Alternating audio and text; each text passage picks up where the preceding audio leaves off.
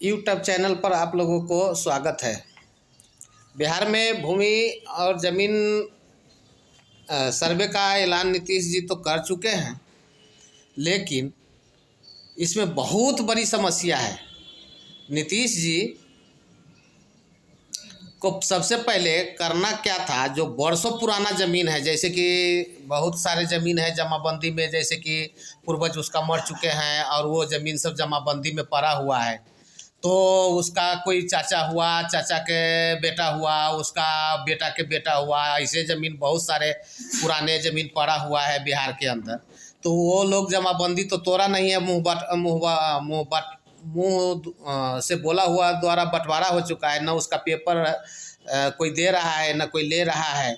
और उस हिसाब से पेपर ढूंढने में ही बहुत सारे लोगों को इतनी परेशानी होता है कि अंचल में जाओ तो उसके बाद ज़मीन कर्मचारी के पास जाओ, लोग दौड़ दौड़ के तो चप्पल घिस चुका है।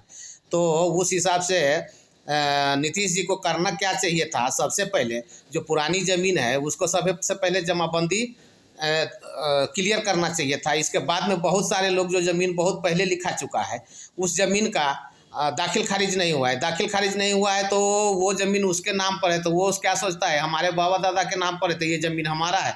और जिसका ज़मीन रजिस्ट्री हो गया है तो उसका पेपर का क्या होगा। तो नीतीश जी को ये भी इसका भी जवाब देना पड़ेगा। लेकिन ये सब तो हो नहीं रहा है।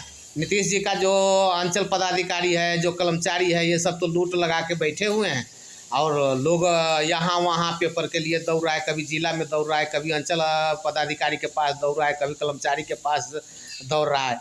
लेकिन सबसे पहले नीतीश जी को यही करना चाहिए था कि जितने भी जमाबंदी में ज़मीन है सब क्लियर करना चाहिए। और ये जो दाखिल खारिज नहीं हुआ है, दाखिल खारिज करवाना चाहिए। ये सब क्लियर हो गया तो सर्वे करना एकदम बिल्कुल आसान हो जाएगा।